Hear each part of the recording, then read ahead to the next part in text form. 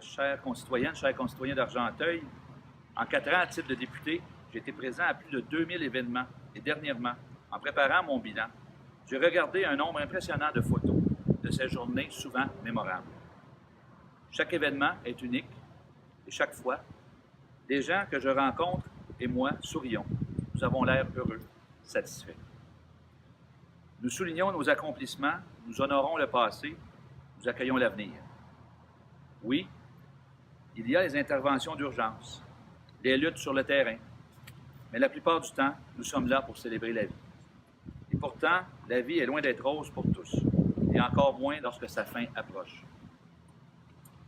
C'est un sujet ô combien délicat, souvent tabou et très personnel, qui fait naître des émotions troublantes, parfois difficiles à mettre en mots. Comme tant d'autres, j'ai vu un être cher, mon parrain, vivre ces derniers jours, ces dernières heures, dans une unité de soins palliatifs. Je sais qu'il est parti dans la paix, dans la dignité et dans l'amour. Je sais aussi que toute la famille, c'est la chance que nous avons eue qu'il puisse nous quitter ainsi. Vous le savez aussi bien que moi, le décès d'un être cher, c'est aussi une très grande épreuve pour ses proches, à commencer par sa famille. Mais pour l'instant, bon nombre de familles d'Argenteuil ne peuvent pas vivre ces derniers précieux moments qui précèdent le deuil dans la sérénité, au moins dans le confort. Et de nombreuses autres familles doivent passer ces heures critiques sur la route vers Montebello, Saint-Jérôme ou Montréal, simplement parce que les places manquent dans notre région. C'est pour toutes ces familles et tous ceux et celles dont la vie s'achève, parfois trop tôt, que je me suis engagé à doter Argenteuil de sa propre maison de soins de fin de vie. C'est pour que la mort, aussi tragique soit-elle, soit aussi un moment privilégié de rapprochement, de recueillement et d'amour, pour que les derniers adieux puissent se faire dans la sérénité et la dignité.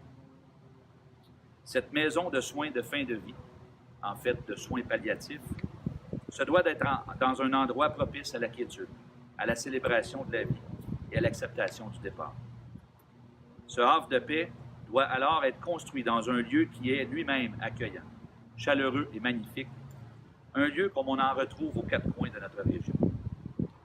On devra s'inspirer d'initiatives couronnées de succès, comme la maison Adhémar-Dion à Terrebonne ou la maison Palli à Vie à Saint-Jérôme. C'est pour ça que je veux que jusqu'au bout, nous puissions dire qu'à Argenteuil, la vie de nos gens compte. Je m'engage donc, dès le lendemain de mon élection, à faire en sorte que ce projet de maison de soins de fin de vie, si important à nos communautés, se réalise dans un avenir rapproché. Je sais toutefois qu'un tel projet ne sera pas achevé en claquant des doigts. C'est pour cette raison qu'en collaboration avec le CIS des Laurentides, je souhaite que les locaux de l'ancien centre de Bouclier puissent être aménagés afin d'accueillir les personnes en fin de vie et leur permettre, ainsi qu'à leurs familles, de vivre ces derniers moments dans l'amour, la dignité et la sécurité. Je peux vous confirmer, aujourd'hui, que des discussions sont déjà en cours avec le CIS des Laurentides pour nous assurer que ce projet se réalise jusqu'à l'ouverture de notre maison de soins palliatifs à vie.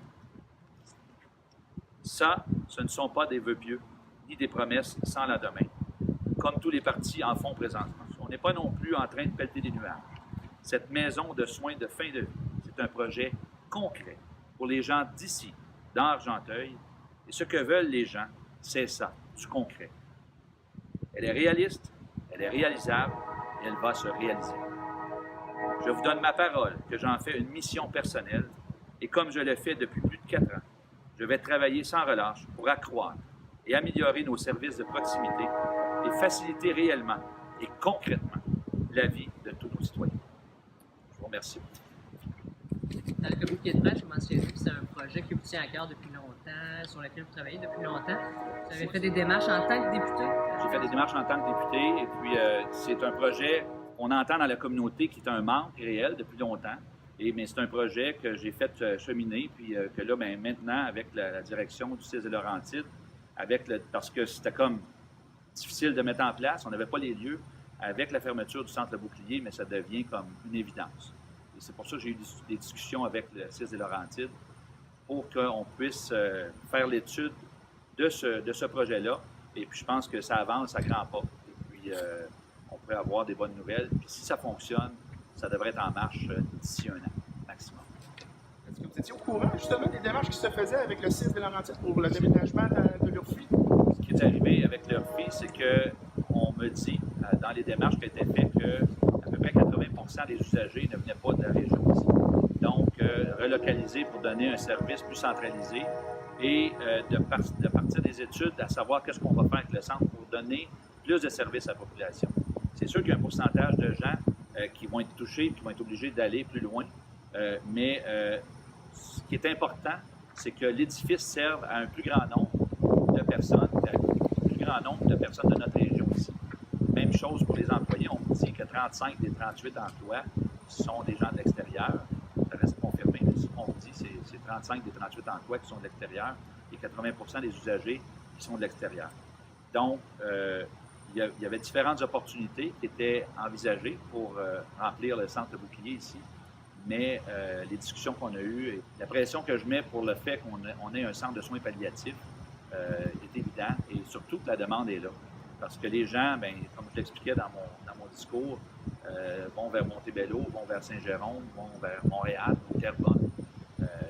C'est difficile pour les gens, quand tu vis ces moments-là, ces dernières journées-là, de passer des heures et d'être loin, d'être à une demi-heure, à 1 heure de distance à chaque fois que tu veux y aller, parce que tu peux y aller plusieurs fois par jour, ça devient compliqué pour ces moments-là. Donc, j'ai mis beaucoup de pression pour qu'on aille vers ça. Mais la finalité de l'étude va le définir, mais on regarde beaucoup pour ça. Puis, il y a un autre volet aussi où j'ai été interpellé beaucoup, c'est au niveau de la dialyse. Et la dialyse, j'ai fait des demandes à cet égard-là aussi. Puis, la maison de soins palliatifs, ici, dans les locaux du Bouclier, pourrait permettre aussi de ramener la dialyse vers la chute. Donc, il y a beaucoup d'usagers qui vont vers Saint-Eustache ou vers Saint-Jérôme présentement. Et puis, c'est pas évident, c'est dur pour ces gens-là. Donc, il y aurait probablement assez de place pour faire ça. Mais ils sont en train de tout finaliser l'étude pour mettre en place. Et mon souhait, c'est vraiment soins palliatifs et ramener la dialyse également dans le même centre. Si on parle de santé, est-ce que vous seriez en mesure aussi de dire, dans Argenteuil, qu'est-ce qui pourrait être fait au niveau de l'hôpital d'Argenteuil? Puisqu'on dit qu'il y a plusieurs personnes, plusieurs patients qui se retrouvent à l'hôpital d'Hawkesbury. Donc, est-ce qu'on parle de bonifier l'offre de service ici dans Argenteuil? Qu'est-ce que vous comptez faire dans ça? Là, vous comprendrez qu'avec la position où je suis maintenant, je vais plus être le chien de garde des usagers, avec les intentions de la CAQ, probablement, parce qu'on me dit qu'ils veulent construire un méga centre hospitalier à Gatineau, et puis qu'ils voudraient, soi-disant, empêcher que les Québécois aillent en Ontario. Ça, je trouve ça ordinaire un petit peu, parce que je pense qu'on a 2 établissements qui nous servent, les gens d'Argenteuil, que ce soit Hawkesbury ou l'hôpital ici. Je pense que c'est un plus-value qu'on a. C'est sûr que ça coûte de l'argent à l'État d'aller en Ontario, parce que Québec paye pour ces soins-là. Mais qui paye pour l'Ontario ou qui paye pour ici, moi, en autant que les soins, que la population soit desservie, qu'elle puisse être soignée lorsqu'ils sont malades, je pense que c'est la priorité. Là, ce qui m'inquiète, c'est que j'entends dire qu'un grand centre serait construit en Outaouais, puis que possiblement empêcher, nous, les gens de la région ici, là, d'aller en Ontario se faire soigner. Ça, il faudrait que M. Legault clarifie cette situation-là, parce qu'il y a des gens qui sont inquiets dans Argenteuil présentement. Madame Grondin, lors d'une de ses précédentes conférences de presse, a énoncé le fait qu'à Saint-Colomban, les citoyens ne vous ont jamais vu ou très rarement. Si vous êtes élu, donc le 1er octobre, est-ce que vous comptez aller visiter les citoyens de cette municipalité? Vous avez bien dit, Mme Grondin a dit ça. Elle peut dire ce qu'elle veut en campagne électorale. Je ne veux pas dire que c'est vrai. Il faudrait qu'elle se garde une petite gêne. Parce que moi, je ne l'ai pas vu pendant 4 ans. J'étais présent pendant 4 ans. J'ai été présent à tous les événements possibles à Saint-Colomban.